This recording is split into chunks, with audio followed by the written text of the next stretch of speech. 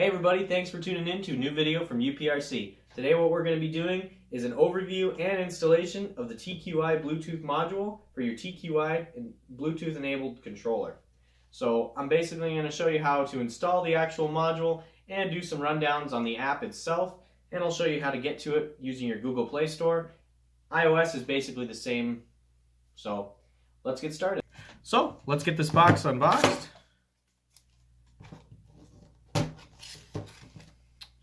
I believe that is the only piece of tape that's holding this in.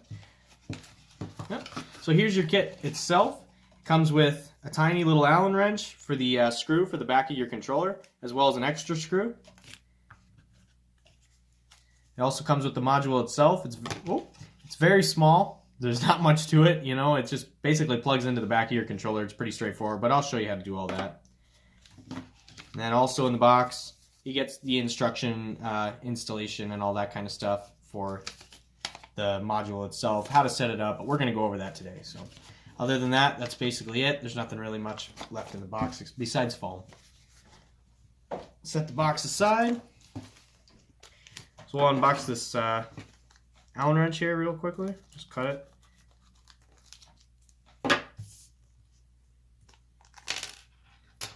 So like I said, you do get an extra screw. So now we'll come over to the controller itself.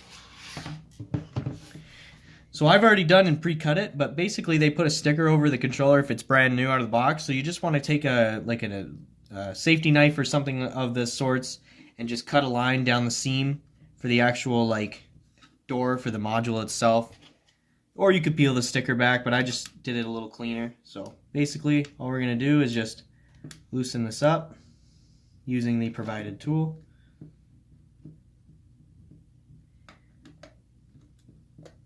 Set the screw aside. Then if you see there's kind of like a little slit, you should just be able to use the tool and pop it in there, pop the door off.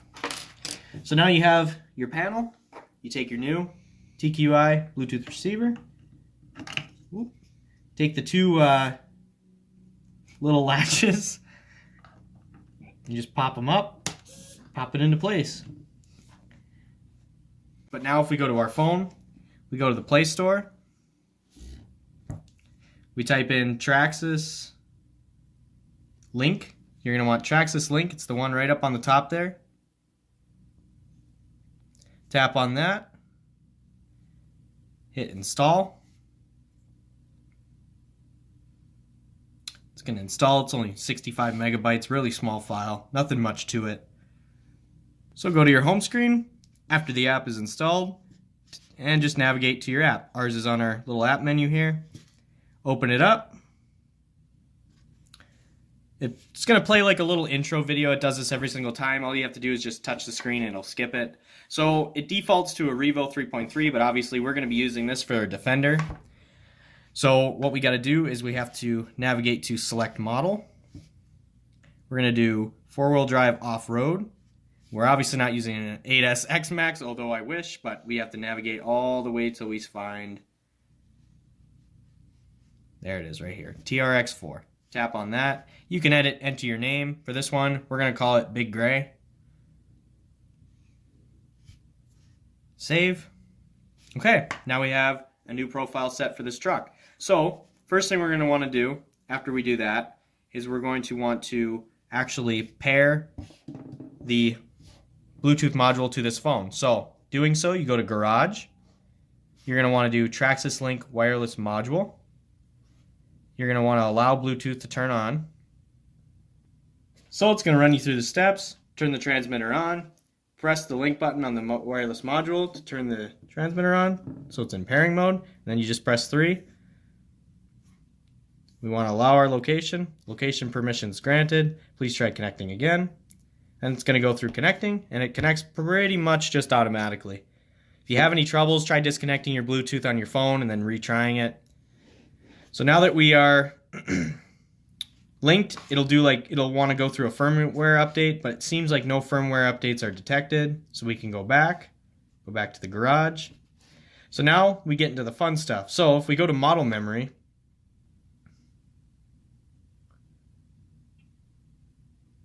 so now it's gonna, so this is actually kind of interesting. So when I did mine was actually linked to an X01 previously, and this one actually was linked to an eRevo previously. I think this is basically what they do to test the modules. They'll just plug it into a certain vehicle just to make sure that everything works properly.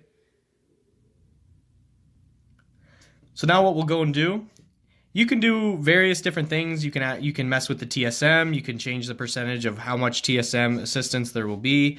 It's kind of open to how much you want to play with it.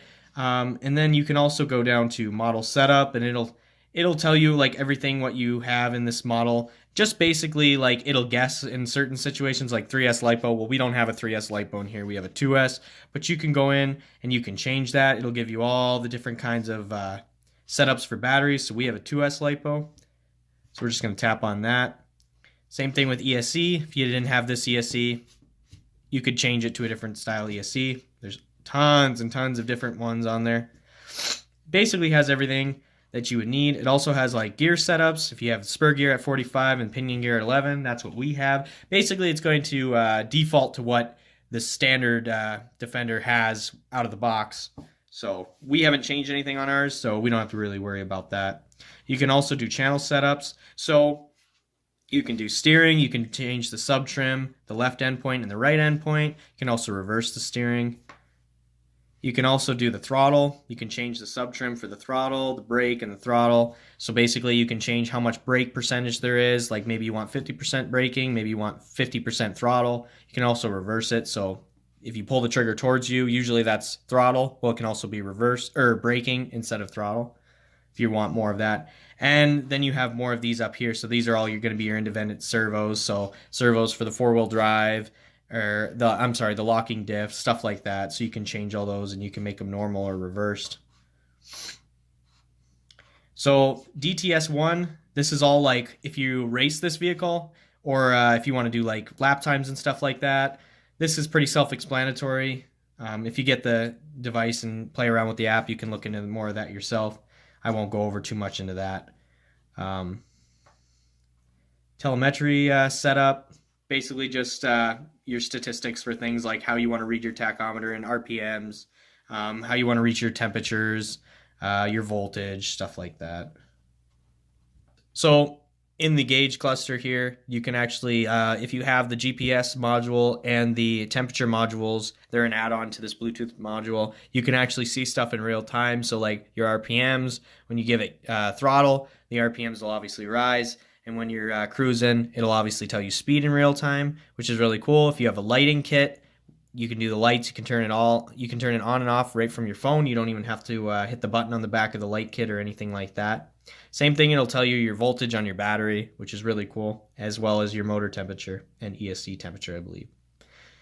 So you can put it in and out of training mode with ease. So say if your little sibling or maybe somebody who's a little inexperienced with whatever model you're using this for, you can throw her into training mode right away. So then they won't have full power. Basically like on a car, like a really fast car, like say a Dodge Challenger Hellcat, you have valet mode where it'll limit the engine power output. So, which is kind of cool because that way they can't just full bean it and run it into walls and all that kind of stuff and break your unit. So also what you can do is you can go to support. That's pretty self-explanatory, as well as media, which brings you to kind of like guides and videos and stuff like that.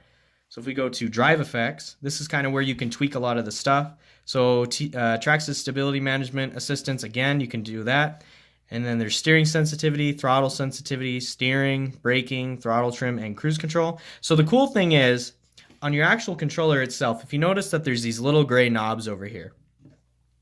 So on your controller itself, there is a multifunction button or knob. So basically what that is that is completely linked to this knob here on the screen. So what I could do is, so right now it's linked to cruise control. So if I want to, it's already tapped on there. So same thing with this unit. If you just lift up the unit and then you give it some throttle and then you hit this set button, well, that'll obviously activate the cruise control on the whatever unit you're using.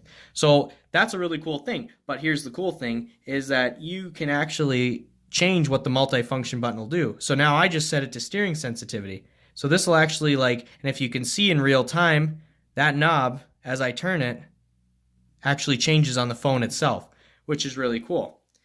So you can actually set that multifunction to anything you want within these guidelines, which is a really cool feature, because that way, if you're on the racetrack or something, if you use your device for racing, then you can have it perfect. Something like, oops, I changed that a little bit. Something like TSM assistance, so Traxxas stability management. If you want to have your knob do that, you just tap on the knob and it'll obviously bring it up, and you can just alter it like that. So if you're running through some tall grass, it'll keep the vehicle straight. It won't, it won't spiral out of control and flip over. So that's basically it for the app. There is quite a lot you can play around with in here. I mean, basically we'll leave it up to you guys, what you want to do and whatnot if you decide to get this module. But it's pretty self-explanatory, pretty straightforward. It really unlocks a lot more features. Down the road, I'm going to be installing probably the temperature and GPS modules, so I can actually unlock these features here as well as the lights. So that's something that I'm thinking about doing down the road. Maybe not necessarily for my Defender, but I'll probably buy another module for, say, my Slash or my Bandit down the road, because it'd be kind of cool to be able to see this stuff in real time versus having to put, the standard, you tape your phone to the unit and then send it down the street and then turn it around and then bring it back and say, oh, okay, it did 30 miles an hour. But I can actually see that in real time versus having to put my phone on the unit itself. So, yeah, basically that's it. Thanks so much for watching. I hope this was a pretty self-explanatory guide and pretty easy. We will definitely be doing more guides with the Defender in the future as we add more stuff to it. But yeah, so thanks for watching.